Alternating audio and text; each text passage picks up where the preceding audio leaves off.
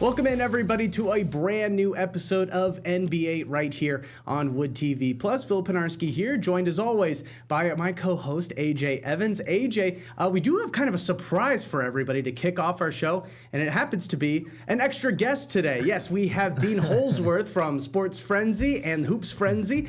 He's, of course, our News 8 sports correspondent, and he also happens to be a pretty big basketball fan. So, Dean, welcome to NB8. Thank you. I feel really blessed to be able to join you guys today. Right. A big NBA fan. So yeah, looking forward to it. Yeah, no, glad to have you on. Of course, always fun having you on the Sports Frenzy podcast. Yeah. Everybody who's watching, if you haven't checked that out, we go into a little bit more in depth. You know, we of course talk about some Pistons and March Madness, but talk a lot about some of the other sports as well. So if you haven't checked it out, be sure to do that. You can find it over on Wood TV Plus and woodtv.com. But let's focus on the matter at hand, and that is today's episode of NBA. And we've got a lot to talk about. Of course, we'll go over the last week for the Detroit Pistons. Again, we're kind of coming to the end of the regular season right now. We'll also spend some time recapping March Madness because we've got two teams on the men's side that are still in the fight for a national championship. Both made it to the Sweet 16 in Michigan and Michigan State. We'll touch on that in a little bit. But first, let's talk about a really big and impactful story that has to deal with the Detroit Pistons, and that is the fact that Cade Cunningham suffered a collapsed lung last week, an injury that is expected to keep him out until, as we again mentioned, until we approach the playoffs. He's going to be reevaluated in about 2 weeks. Guys, of course, let's talk a little bit about this impact on the Pistons. I don't want to spend too much time talking about just how impactful this is because we obviously know that Cade is the engine that really gets this team going. So, of course, losing him is a big deal. But I want to talk about just really my big question is if Cade can't come back, say maybe the injury is a little bit more severe and maybe he can't come back before the playoffs and maybe even misses 1 or 2 or even the full first round of the playoffs. I mean, how much trouble could the Pistons really be in? I mean, we're looking at some of the teams right now in the standings that they might be playing in that first round matchup. You're looking at the Philadelphia 76ers, the Orlando Magic, the Miami Heat, the Charlotte Hornets, teams that could give the Pistons some problems. So I guess my question is, if Cade can't make it in that first round, how does that change maybe how confident you are with Detroit going into the playoffs? I think it certainly changes things a little bit, Phil. Yeah. I mean, this is definitely a cause for concern, especially if Cade misses the entire first round. That would, I think, be a huge blow. But I do think this team is strong enough to probably get out of that initial round without him. But it would definitely be far more challenging than with him. But at the end of the day, this is still a team that has a top-ranked defense, a team that still rebounds as well as any other team in the league. They lead. The Pistons still lead the league in blocks and steals, and collectively they have, I think, been formidable without him. But like I said, this is definitely concerning. I'm more worried about Cade, I think, not having a rhythm when he comes back or having to find his groove because this is a terrible time to have an injury of this caliber. But I do think they'll be okay for a short period without him. Yeah, I definitely agree with AJ. I mean, look what the Pistons have done without him, but the impact that he has on this team is tremendous. You know, he's a guy that obviously they kind of runs their offense, and obviously he's been great on defense. So, you know, I think they could get by. You know, I agree with AJ. He could get by the first round without him. But, you know, the way the bench players have been playing, you know, hopefully they can sustain that for a little bit. Hopefully they can still get the number 1 seed. But, yeah, you don't want him to be out an extended amount of time, you know, if you want to make a deep run in the NBA playoffs. Absolutely. Well, again, you know, that kind of leads into the next question. We'll touch a little bit about how the Pistons have been able to kind of weather the storm over their past couple of games without Cade Cunningham. But how do they really, I guess, plug the hole? You can't replace Cade Cunningham. But I guess how do you kind of supplement the team and keep them going? I mean, we've seen Dennis Jenkins do a pretty good job in that role right now. But again, we've also seen Dennis Jenkins struggle a little bit in certain parts in the season as well. I mean, is the pressure on Dennis Jenkins, or really do we see another guy maybe needing to step up, or another guy that you think should be maybe getting some of those extra minutes now? You know what, to be honest, Phil, I think the pressure is definitely on Dennis Jenkins just because he's filling that immediate role at point guard. But I think the rest of the pressure honestly falls on the team to be better in every other facet of the game. I think as good of a defensive team as there is, as the Pistons are, there's still room for improvement. I think you have to make more of an effort to rebound. And I think you have to be sharper in every facet of being on the floor. Obviously, you can't replicate all of Cade's shot creation. That's impossible to do, and I think it would be foolish of the Pistons to try to do that. And I think they know they can't. But there are so many other things that you can control. How you rebound, how you box out, the little minute details that go a long way in the playoffs. Those are all things that you can focus on and that you can fix and that you can continue to correct as the season goes along. So I think those are the things that the Pistons really probably need to worry about and hone in on, rather than focusing on, hey, where's our offensive output going to come from? Because you have guys on this roster that can score and that can take care of the ball and that can handle things for themselves. But all of those other things are very important and will go a long way towards winning. And you probably just won't score as many points as you usually do with Cade. Yeah, I think you got to kind of rely on your defense, right? They got to rely on that defense, the way they've been playing, to kind of go out there. And what I love about the Pistons is just their willingness to the togetherness, right? Like, they play hard, they give effort. I've seen where we know Cade. You go away from the two-man game a little bit, so they're playing a little bit more together, moving the ball a little bit more, and getting more people involved, right? You can't focus on just Cade now, right? You have to focus on different guys. And so if the bench can continue to play, I like Marcus Sasser. Like, I know he's out right now, correct? Yeah. Oh, yeah. Oh, yeah. I think his minutes might be impactful for the Pistons here, down the stretch, where he can provide some scoring. He obviously plays very good defense, but no, I obviously 30 points by Dennis Jenkins last night. He played great. Oh, yeah. I think his confidence level is just going to continue to explode, from these games that he's having. And if he can just be consistent, not turn the ball over and just play his style of game and get everybody involved, I think Pistons are going to be fine. Yeah. No, I think the confidence is the big thing there, because I think having the coaching staff be like, all right, our all-star point guard is out, Dennis, you're in. Like, kind of having that confidence to insert him right into the starting lineup instead of maybe trying to jumble a bunch of the rotation around, just putting him right there. I think that, goes a long way for a guy's confidence, knowing that you kind of have that backing from the other players, the coaching staff, really the whole organization. Yeah, I think it definitely does. And it's crazy, too, because Dennis has been thrusted into so many different roles this year. Yeah. Like, he started. There's been some nights where he's been a sixth man. There have been some nights where he's racked up DNPs or where he's only played in garbage time. So this is another opportunity for him, and he is more than ready for it. Absolutely. All right, guys. Well, as we're recording this, the Pistons have exactly 11 games left in the regular season. They currently have a 5-game lead over the Boston Celtics for first place in the Eastern Conference. First place in the Eastern Conference is not obviously the ultimate goal, but I do think that would go a long way for this team's confidence, even past this year, really going into the future as well. I guess real quick, do you think that maybe they're able to? It's probably expected that Cade might not play the rest of the regular season. Even if he is cleared, probably best to just keep him out these last couple of games. But do you think that the Pistons are able to hang on to that number 1 overall seed? I think so. Yeah. I think this is a favorable schedule that they have at the end of the year, but I think this team has proven itself, and I think they're more than capable of holding on to that 1 seed. I don't see there being any kind of collapse. Phil, we talked a few weeks ago. There was that skid that was, I guess, somewhat concerning, but besides that, they've been a really solid, consistent team all year. Defense, rebounding, all that stuff we talk about, it travels, and I think they're going to be more than fine. Yeah, they're definitely going to get that number 1 seed. I don't see, Boston had a chance, I think, last night to stay with the Pistons. They lost to Minnesota at home. So, some of these teams are slipping a little bit. They had been playing very well. But, no, I think the Pistons do lock that up here in the next week, hopefully.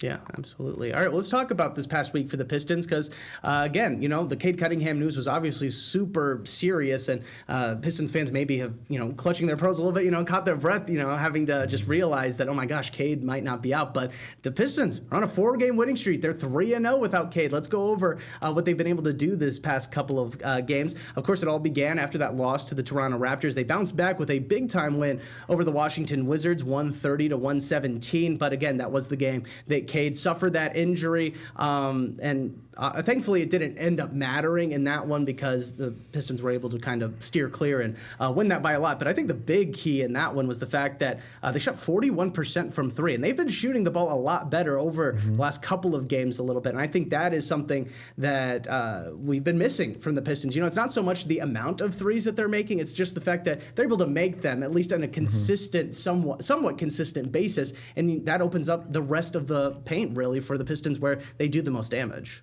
For sure, yeah. It's cool to see, especially considering the fact that this coaching staff, I believe, still has Fred Vincent on it, and he is one of the most respected shooting coaches in the NBA. So I think it was only a matter of time, but I think guys are finally just getting more comfortable, getting more settled in, and you see a few guys starting to just take more shots, which I think is a good sign. I think Ron Holland has been an example of that this year. He is much more willing to shoot threes than he was last year as a rookie. Right.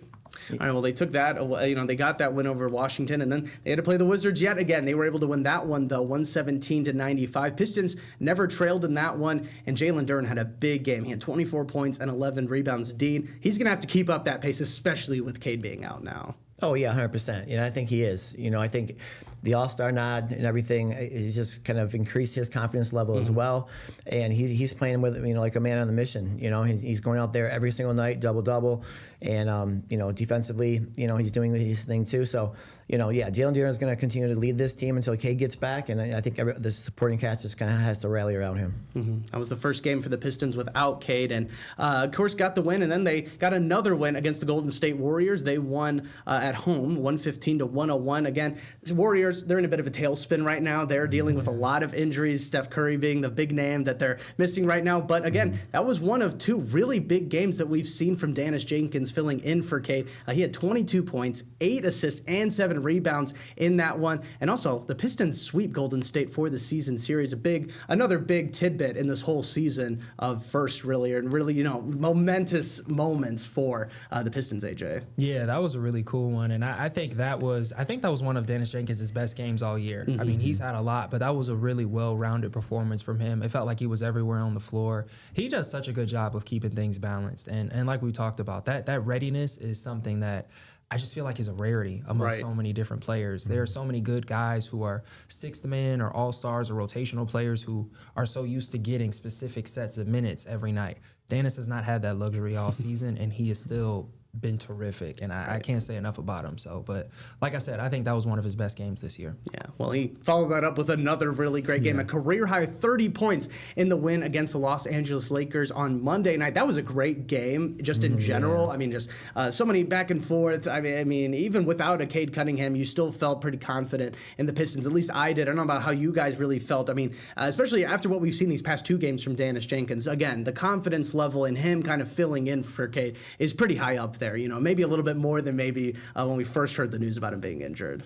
Yeah, if you look at it, I think it's going to help him too when Cade gets back, right? Right. He can come in and coaching staff and has trust in him, and they believe and they understand that he can do these things even when Cade's out. So I think it's going to be a benefit to the Pistons going forward with that. I thought last night the Pistons obviously shot the ball, I think 42% from three-point range. So like you were talking about, Phil, they're shooting the ball better.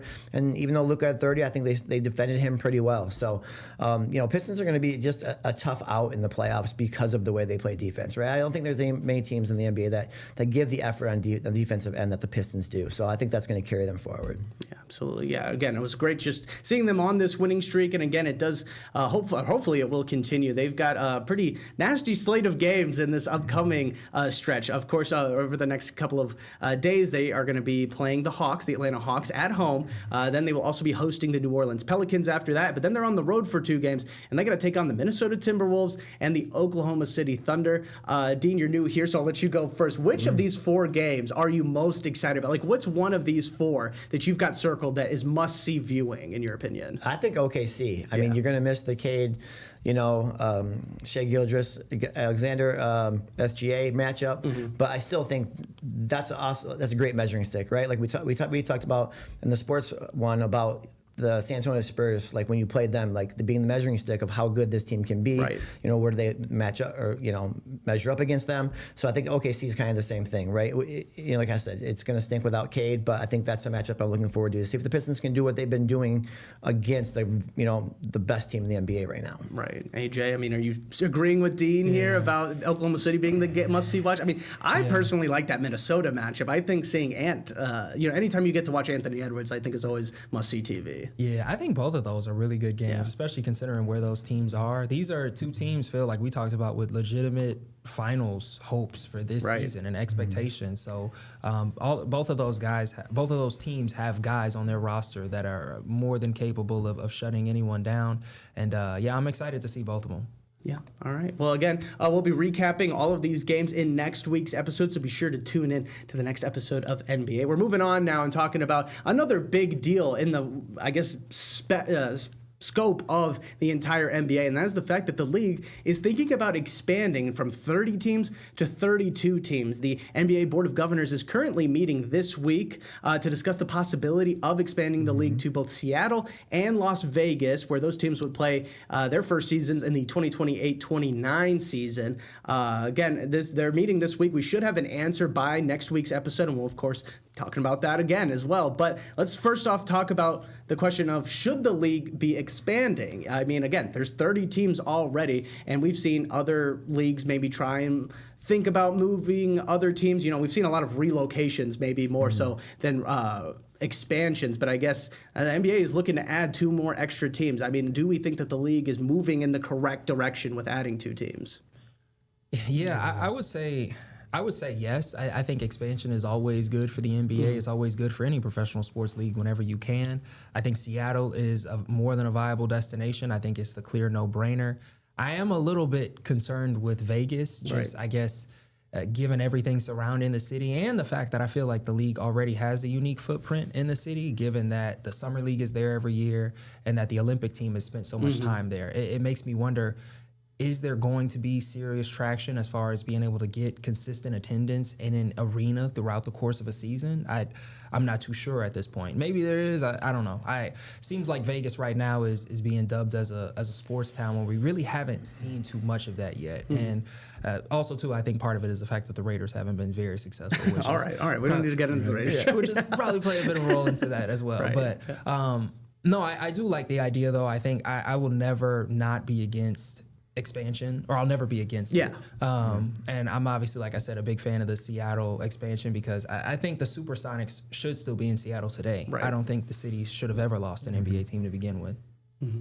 Dean, kind of same thoughts? Yeah, I definitely agree that expansion is good for a sports or league, like AJ said. Bring back Sean Kemp to coach the Supersonics. That'd be awesome. But no, I disagree with AJ a little bit. I do think Vegas has kind of shown that they can kind of show out, especially with hockey, WNBA, and the Raiders, and you'll see. I think the Raiders' attendance, what they've done in the offseason, kind of grow a little bit. You just have to watch out for opposing teams and making sure they stay in their hotel rooms at night.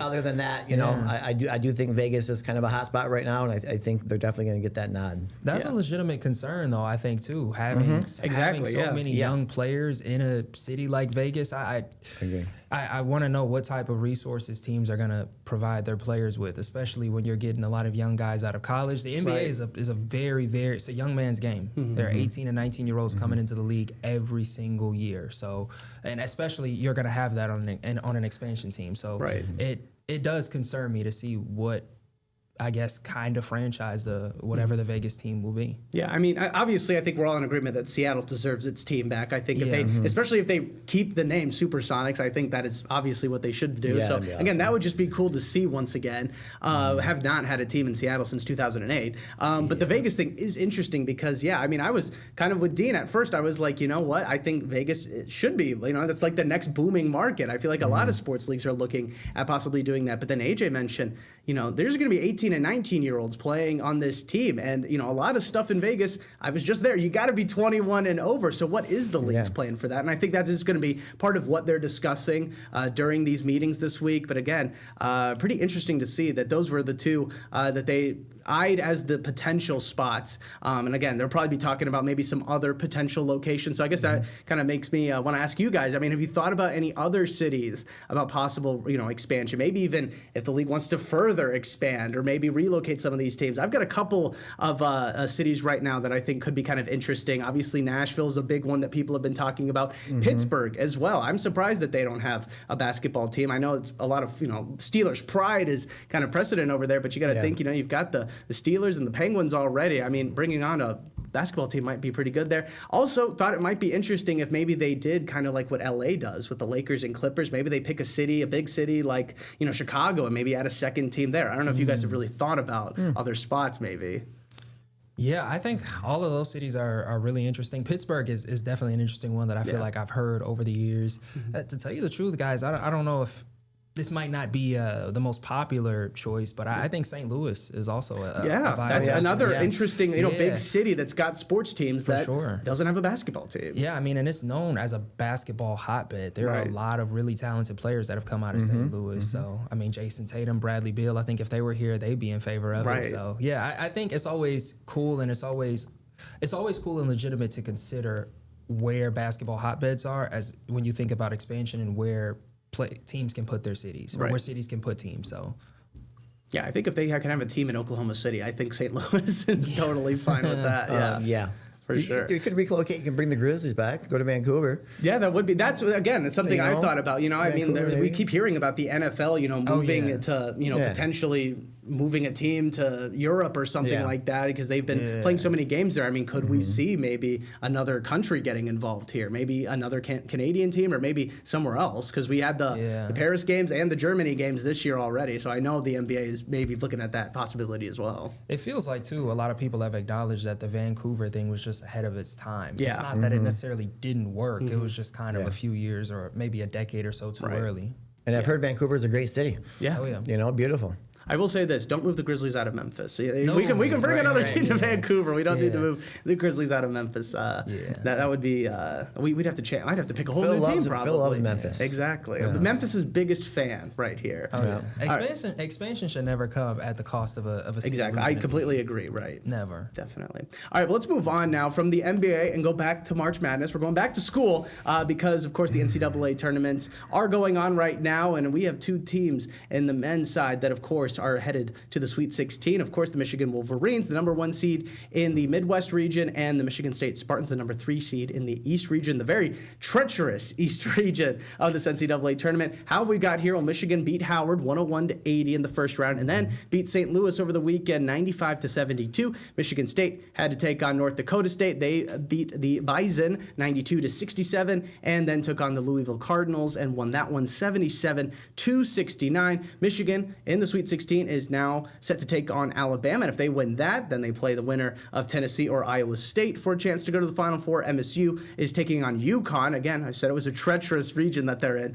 They're going to take on UConn. If they win that, then they play the winner of Duke and St. John's. Let's talk about how we got here. Just first. I mean, Michigan obviously having 2 big wins. Michigan State having 2 big wins. Who's had the more impressive run to start the NCAA tournament? Obviously, Michigan having bigger wins, but Michigan State taking on tougher opponents. I think Michigan has been dominant. Yeah. They really have. Like, they're scoring around the basket. They're knocking down shots outside. They've been playing together. I think Michigan's a team that has played better. Michigan State has played a couple of, like you said, Phil, a couple of tougher teams. But I think, there were some question marks, I think, with Michigan after the Big Ten tournament. I think I think we talked about that. They were just tired. Some fatigue set in. But they've really kind of turned the corner, I think, in the NCAA tournament. And they're playing their best basketball, I think. And they're playing the way they played basically all year. So I don't think it's any surprise that the Michigan's in the Sweet 16 right now. Yeah, I think Michigan has been really impressive. I think the manner in which they've won, I think, has been super impressive so far. They've been pretty dominant, and they look like they were in cruise control for that weekend. MSU impressed me, though, as well. I think just given the fact that obviously they got past the first round, but that was a tough Louisville team. And Louisville was also without its top guy. Mikael Brown Jr. was out with a back injury, but that was still a difficult game. And Louisville lurked around for the entirety of it. And MSU has struggled to hit shots consistently all year. And it was really impressive to see Trey Ford come through and the rest of that team knock down shots during countless moments. So I'm impressed with both of these teams so far. Yeah, no, it's been great basketball to watch. Again, I touched on it in both shows last week just how much I love March Madness and the NCAA tournament, how great it is to just finally be back in it, and it was just great having a full weekend, really 4 straight days of just awesome basketball to watch. Let's talk about some of the star prospects and kind of relate it back to the NBA, because there are quite a few players in the NCAA tournament right now that a lot of GMs, a lot of NBA GMs are kind of licking their lips, licking their chops right now because thinking about drafting some of these guys and adding them to their team. So let's talk about some of the prospects that are still left in the tournament. In Cam Boozer, Keontae Wagler from Illinois is another one. Darius Acuff Jr. from Arkansas. I mean, what is impressed you most about some of these guys that not only have been talked about really all season long about being top guys, but then, have kind of kept it to themselves really, I think, and have been able to help their teams and continue on their journey? Yeah, I've been impressed with really everyone, all of the prospects so far, but Darius Acuff, I think, has stood out the most to me. I don't know if you guys saw the SEC tournament, but he was absolutely dominant, and he's been dominant for these first 2 games. He had 24 points against Hawaii and had 36 against High Point. This is a really good Arkansas team, but they are bolstered by him. I think he is really boosting his stock even more. I don't know if this is the popular opinion, but I'm willing to say I think he's the best point guard in the country. I really do. He is immensely talented. He can score on all 3 levels, and he's just taken over games whenever he's needed to. And this Arkansas team is going to go as far as he takes them. They have a really difficult round coming up. They're playing against Arizona. This is a team filled with a lot of future NBA players, but I think he's more than capable of at least bringing Arkansas pretty close when the clock strikes 0.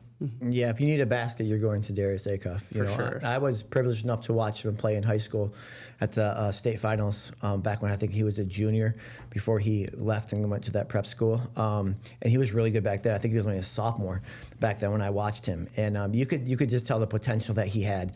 The one thing I've seen, especially with the tournament games, he's matured a lot. He was a little immature in high school, took some bad shots. He kind of felt like he was a little overconfident, I will say. But it seems to be to me that he's kind of settled in. And yeah, if you need a basket, he can get you a basket. He goes to the free throw line consistently. He's gonna attack the rack and draw the foul. So I really liked his game. And I just saw before I came in that he just became for the first NCAA player to sign a shoe deal. Yeah. Oh wow. He signed with Reebok. Yeah. For a multi-year contract. So that's pretty cool as well. Yeah. No, again, Darius Acuff is just fun to watch, honestly. Yes. I mean, even if Arkansas is maybe, struggling a little bit against Arizona, you're definitely going to want to keep your eye on Darius Acuff because he's going to have a really great game. That's my upset special, by the way. Yeah. I would not be surprised. I think Arkansas You got beats Arkansas? them. I like Arkansas. I truly think that they could find themselves. I mean, it really does kind of just take that one guy to really propel you. And we saw it in the SEC tournament and so far in this tournament as well. Like, would not be surprised if Arkansas manages to find their way into the Final Four. I would not be surprised at all. Yeah. Yeah. What do you guys How think? far do you think they go? Who, Arizona? Or Arkansas? Arkansas, yeah. I mean, if they beat Arizona, I think they've punched their ticket to the Final Four. Yeah. And then in the Final Four, I mean, it's all holds bar. I mean, they'd have to probably take on Michigan if Michigan also makes it to the Final Four. So that would be also a very interesting matchup as well. What do you guys think about Yaxel going to the Pistons potentially? That would be interesting. I've seen that. That would be interesting. That'd be very interesting. I think he's the type of guy, he can do everything, obviously. Right. We watched him. And obviously he's an older guy. Yeah. So, yeah, I don't know. A little bit more That would mature. be- He kind of fit into the timeline a little bit better, I think, than maybe Yeah. getting a rookie. Would he be Like a available, young though? guy. Would he be available at that time, though? Like, whenever the Pistons pick, like near the end of the first I round? don't know. It was I just, guess it would depend on how maybe the it was lottery just a shakes wish. out. Yeah. Maybe I saw him in a Pistons uniform Oh, man. on AI, So, Oh, man. but no, that if something could happen, maybe the Pistons could draft up. I don't know. Yeah. Right. Well, again, and the two guys that aren't still in the tournament, and AJ DeBansa and of course Darren Peterson. I mean, do you guys think that maybe they did enough though with what we've seen so far to again keep them in those lottery picks? Those top 4 or 5 picks right now. Oh man, I think DeBansa definitely did. Yeah. I mean, he had 37, I believe, against Texas. Hard to go against that. Yeah, I mean, DeBansa has had a rough shake like this year. I think his co-star Richie Saunders tearing his ACL was pretty much the end of BYU's season. Right. It really lowered their ceiling in terms of just how far they could go in March. But he was super impressive. I think I heard a lot of scouts criticizing about his shot diet and his shot selection, but him taking a bad shot was a good offensive possession in a lot of sequences for BYU. Like that was just what they needed from him. So he's more than talented. I'm not worried about him. I think he's a top 5 pick, probably even a top 3. But Peterson is a bit more concerning. He's always been the wild card out of this class, but I don't think he really did a whole lot to boost his stock. I mean, even against St. John's, he has some stints where he disappeared. And he's immensely talented when the ball is in his hands, and we've seen that. But I think the health concerns coupled with him lagging sometimes on offense and disappearing for spurts. I think all of that has compounded. So I'm interested to see where he ends up falling, just based on not on his medical reviews, but also team interviews. But yeah, I don't think he did a whole lot. I would be a little bit concerned if I were in his camp. Yeah, I definitely agree with that. I think he's more of a head case, right? Like there was been times when he wasn't even in the huddle. Yeah. You know, sitting on the side or didn't want to go into the game for whatever reason. So I think his mental toughness is not there, number one. And that's what obviously, you know, you look at what NBA GMs look for. You know, they look for a guy who can, you know, overcome different things, overcome adversity. And I just don't think, like right now, maybe he's just immature, but he's just not that guy. Right. I think that they're going to look to be high on the draft board. And again, if Kansas was maybe still in it, he'd still have a few games to potentially show it off. But again, they're out of the tournament now. So again, that's probably the last time we'll see Darren Peterson in a Kansas jersey. Of course, we're going to spend a little bit more time talking about March Madness next week as well. But if you want to check out some more conversations with Dean and myself and also Andy McDonald, be sure to head on over to the Sports Frenzy podcast. We're going to have a further breakdown of everything March Madness related.